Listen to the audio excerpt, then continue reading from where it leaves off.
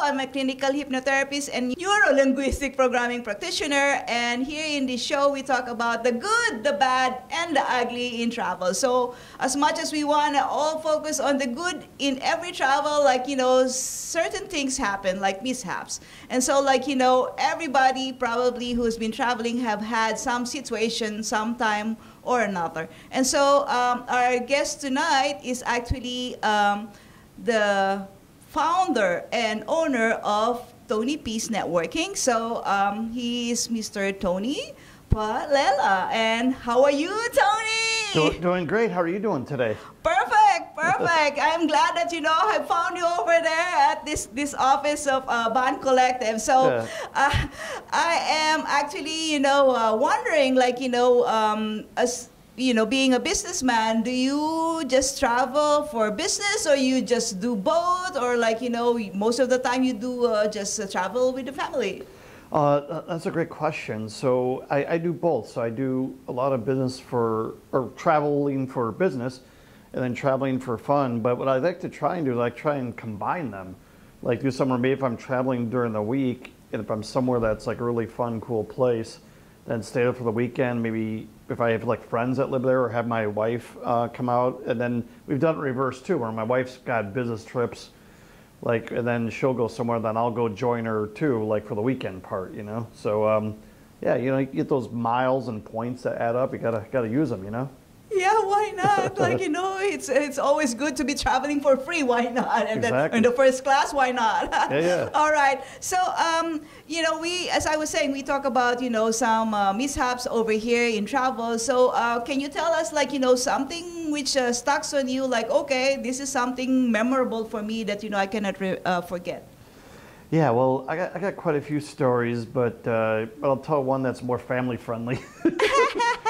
Some have been like more crazy party stories, but well, there was a time several years ago, I had a business trip in Orlando, Florida. It was like a conference, and I was charging my phone at the gate, waiting for the plane, and I got on the plane, and the plane was actually about to start moving, and that's when I realized I reached down. I'm like, oh wait, I have my phone on me. I looked in my bag, and that's when I realized, oh geez, I never unplugged it from the charging station at the gate. So I got one of the flight attendants over. I told him what was up, and I said, I'm so sorry, but I gotta go. I got my phone, and they actually stopped the flight from going to the runway.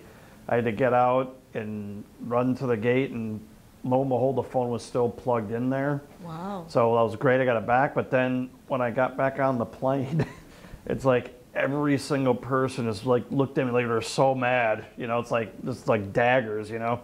So I literally said I'm sorry probably like 20 times to people on the plane because I delayed the flight and everything. I mean, people are so mad, but I felt bad, but hey, I got my phone back, so it was cool. And, obviously I could have replaced it, but, you lose a phone, it's a real pain to have to go and get a new one. So, but yeah, it was very embarrassing. I'd like run through the airport to find it. And yeah, I just don't like making people mad, but it happens. Yeah. And so what was going on in your mind when you were actually like, leaving the plane and then like, going to your phone? Was it like, scary as well, because like you might not see your phone?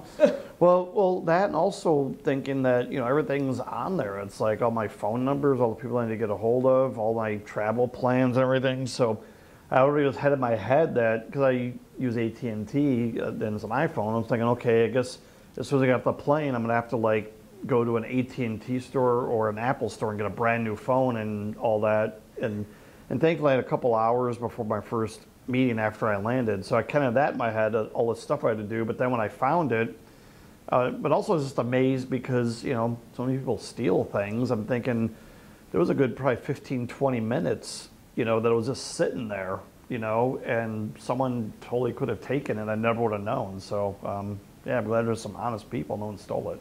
Yeah. So I was just wondering because like, obviously you were able to convince the plane to wait for you. So did you do anything special for them to like wait for you? Because like I'm not sure, like probably other pilots will just leave you. Oh yeah, I mean I just said, look, I go, it's my phone. I go, the gate's not that far away. I'm just going to run out there. If it's there, I'll come right back. If it's not there, I'll come right back either way. They would just let me just check really quick. And they said, okay, we got a couple minutes, and I just ran, and it was there. I ran back, So the door was still open?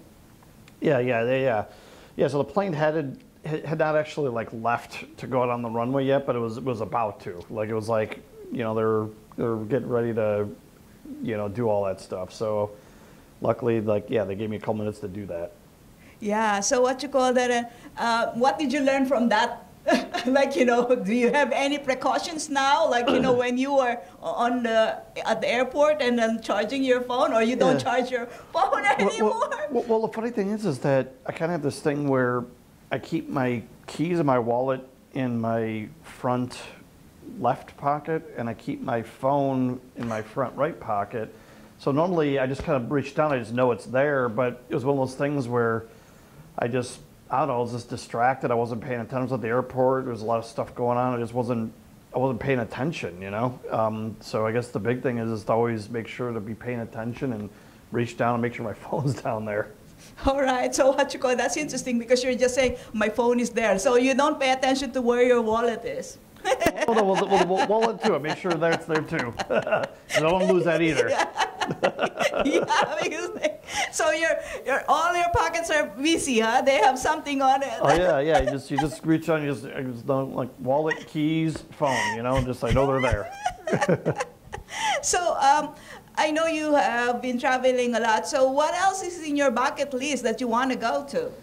Well, places that I want to go to I've never been is I've never been to Australia. So I'd love to go there, and then also I really would like to be able to go to Japan, China, Vietnam, Philippines, because Korea, South Korea, because I'm a huge fan of sushi, and I love all kinds of Chinese food, and I have a lot of friends that are from the Philippines that tell me how fun it is there, and then like Thailand, So yeah, because the thing is, I've been to all over North America. I've been to Mexico, Canada, the United States. I've been to quite a few places in Europe. But actually, another place too I'd like to visit is, different parts of South America too, because I've never been to South America, never been to Australia or Asia. Actually, I've never been to Africa either. So I'd also like to be able to take my wife and go on like an African safari at some point. So there's lots of different parts of the world I've never been to. I've had friends tell me stories. I've seen a lot of shows on like National Geographic and all that. So yeah, so as far as a list of where I'd love to go, I mean, I could think of several places, but I think it would be really cool to do New Year's Eve in Sydney, Australia, because it's summertime there when it's like cold winter here, and go to the Harbour Bridge and see like the fireworks and all that. I've seen that. Looks pretty cool. So it'd be a nice way to do something fun and different, but also be New Year's Eve when the weather's nice, as opposed to here in Chicago when it's really cold. Yeah. So do you have children? No children, but me and my wife have a really big cat. So we have a cat who's like 18 pounds. He's like Garfield. He's like this really big orange cat who acts like a child. So. Oh my God. Yeah. So how do you make a decision? Do you take turns, like you and your wife?